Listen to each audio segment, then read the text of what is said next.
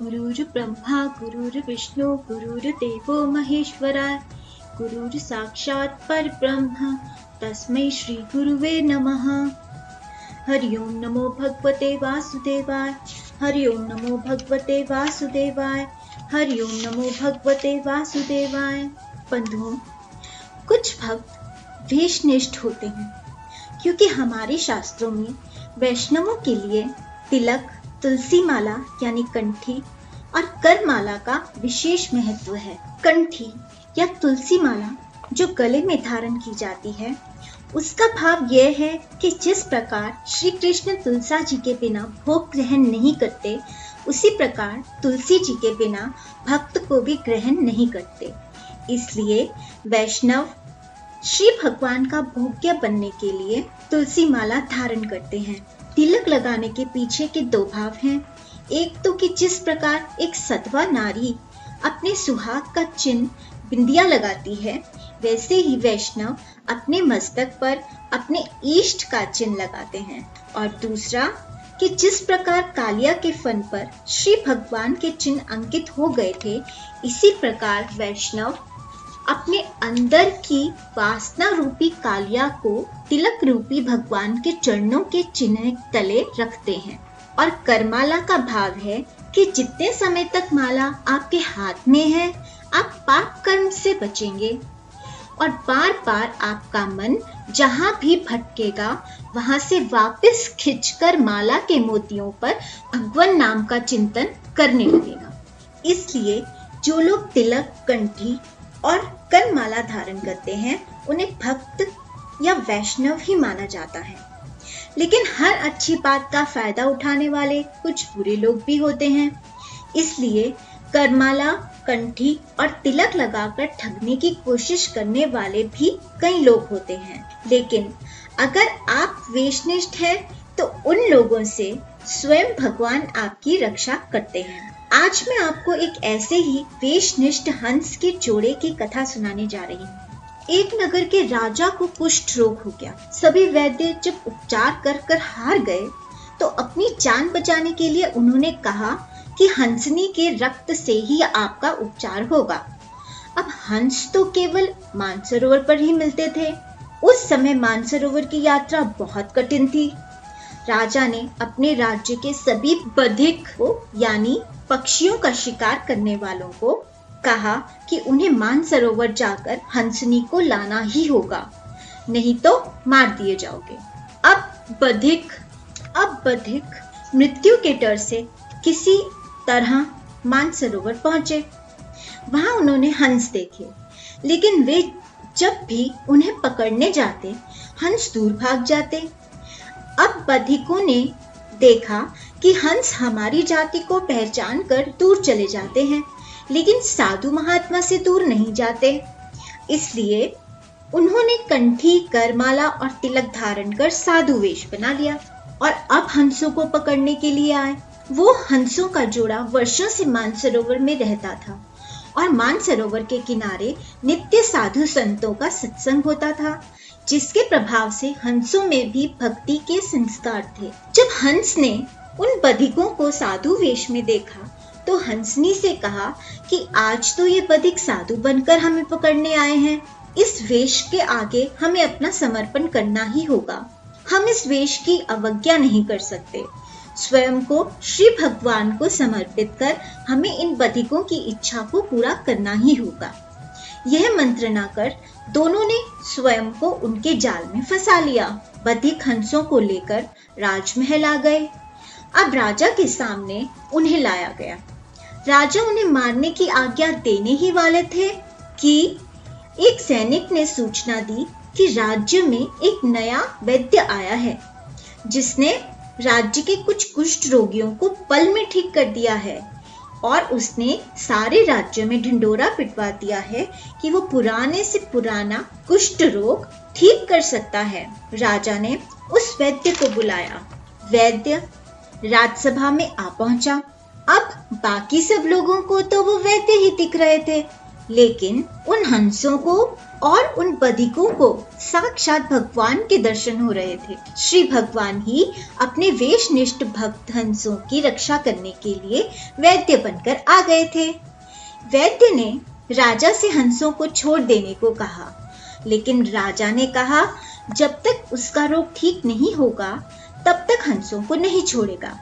तब वैद्य ने राजा को एक दवाई की पुड़िया दी, जिसे लेते ही उसका सारा रोग शांत हो गया और उसने हंसों को छोड़ दिया। लेकिन जिसे सांवरे के साक्षात दर्शन हो जाए वो अब क्या करे, उनसे दूर कैसे रह सकता है। इसलिए उन हंसों के जोड़े ने वहीं श्री भगवान के चरणों में अपने प्राण त्याग दिए और बधिक ने इस चमत्कार को देखकर फिर से कंठी तिलक माला उतारी ही नहीं और सच्चे वैष्णव बन गए। इस प्रसंग का उल्लेख नाभाजी इस प्रकार करते हैं। कोड़ी भयो राजा कियो जतन अनेक, ऐपे एकहु न लागे कयो हंसनी मंगाइए। बधिक बुलाए कही वेग ही उपाय, करो जहां तहां ढूंढी आहो यहाँ लगी ले आइए। कैसे करी ल्यावे वे तो रहे मान सरोवर मांझ, ल्यावोगे छूटोगे तब जानी चारी जाइए। देखत ही उड़ी जात जाति को पहचान लेत, साधु सोना डरे जानी भेष ले बनाइए। गए जहां हंस संत बनो सो प्रशंस देखी, जानी के बंधाए राजा पास लेके आए हैं। मानी मती सार प्रभु वैद्य को स्वरूप धारी, पूछी के बाजार लोग भूप ढिंग ल्याए हैं। काहे को मंगाए पंछी अच्छी हम करे देहें, छोड़ी दीजिए इन्हें कहीं मीठी करी पाए हैं। औषधि पिसाए अंग अंगिनी मलाए किए, नीके सुख पाए कहीं उनको छुटाए हैं। तो श्रद्धा प्रेम विश्वास हमारे अंदर है तो भगवान भी हमारे अंदर से ही मूर्ति में आते हैं और मूर्ति से साक्षात भी हो जाते हैं। जिनके लिए कंठी तिलक करमाला सिर्फ दिखावा है, दिखाने के लिए धारण करते हैं, वो इतना लाभ नहीं उठा पाएंगे जितना लाभ श्रद्धा भक्ति से इन्हें मात्र देखने वाले उठा लेते हैं। लेकिन एक बार आपकी इनमें धारण करने में श्रद्धा जागृत हो गई तो यदि आप वैष्णव नहीं होंगे फिर भी इनके प्रताप से आप में धीरे धीरे वो गुण पनपने शुरू हो जाएंगे। श्री भक्तमाल जी में एक और वेशनिष्ठ राजा का प्रसंग है। नाभाजी लिखते हैं, एक भूप भागवत की कथा सुनत हरि होए रति, तिलक दाम धरी कोए ताही, गुरु गोविंद जाने। शट दर्शनी अभाव सर्वथा, घट करी माने। भाड़ भक्त को वेश हासी हित, भड़कुट ले आए। नरपति के दृढ़ नियम ताही, ये पाव धुआए। भाड़ भेष गाढ़ो गयो, दरस परस उपजी भक्ति। एक भूप भगवत की कथा सुनत हरि होए रति। एक वेश निष्ठ राजा का मजाक उड़ाने के लिए जो किसी भी कंठी करमाला और तिलक धारण करने वाले को गोविंद का ही स्वरूप समझता था, उसका मजाक उड़ाने के लिए कुछ भांड लोगों ने साधु वेश धारण कर लिया और उसके यहाँ आ पहुंचे। अब साधु वेश को देखकर उस राजा ने उनकी बहुत सेवा की, उनके चरण धुलाए और बहुत सेवा की। और उस सेवा को देखकर उन सब भांड लोगों के हृदय में सचमुच की भक्ति जागृत हो गई और वे सच्चे वैष्णव बन गए। बंधुओं, जैसे जैसे कलयुग बढ़ रहा है वैसे वैसे वेशधारी भी बढ़ रहे हैं और वेश निष्ठा कम हो रही है। मेरा मानना है कि यदि आपको पता चल जाए कि कोई मात्र वेशधारी है तो बेशक उसका सम्मान न कीजिए, लेकिन वेश का सम्मान करते हुए उसका अपमान भी मत कीजिए। श्री भक्तमाल जी ने एक जगह ये भी वर्णित है कि सच्चे वैष्णवों को दोष दर्शन नहीं करना चाहिए, इसलिए अति कामी को श्री कृष्ण, अति लोभी को श्री वामन और अति क्रोधी को श्री नरसिंह समझना चाहिए। लेकिन यदि आपके माता पिता या आपके गुरुजन आपको आपकी कोई कमी बताते हैं, कोई गलती बताते हैं, तो उसे सहर्ष स्वीकार करना चाहिए, क्योंकि वे आपके भले के लिए कहते हैं। तो आशा है आप इस पर अवश्य मनन करेंगे और आप भी श्रद्धा से कंठी, माला व तिलक धारण करेंगे। आज हम सब कामकाजी लोग हैं, ऑफिस में फॉर्मल होना पड़ता है, लेकिन हमें अपने मूल संस्कारों को नहीं भूलना चाहिए। चाहे छोटा सा तिलक जरूर लगाएं। देखने वाले पर तिलक का प्रभाव होता है और वो आपसे आदर पूर्वक बात करता है। जरूरी नहीं कि माला कर में ही हो, लेकिन श्वासों की माला पर भगवान नाम जाप जरूर होता रहे। और कंठी तो जरूर धारण करें, क्योंकि कंठी न धारण करने पर हो सकता है कि हम काल के ग्रास बन जाएं। लेकिन अगर हम तुलसा जी को धारण कर लेते हैं तो हम अपने बिहारी जी के ही भोग के बनेंगे। तो आज के लिए बस इतना ही।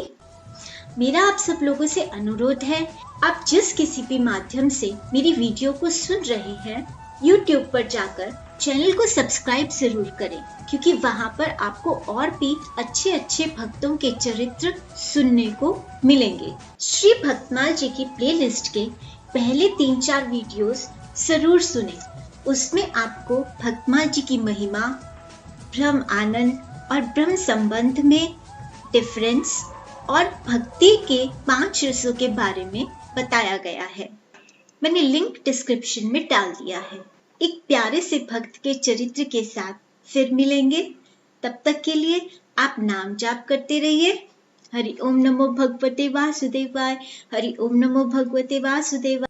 कृपया मनन रसामृत को सब्सक्राइब करना और शेयर करना ना भूलें। शुक्रिया।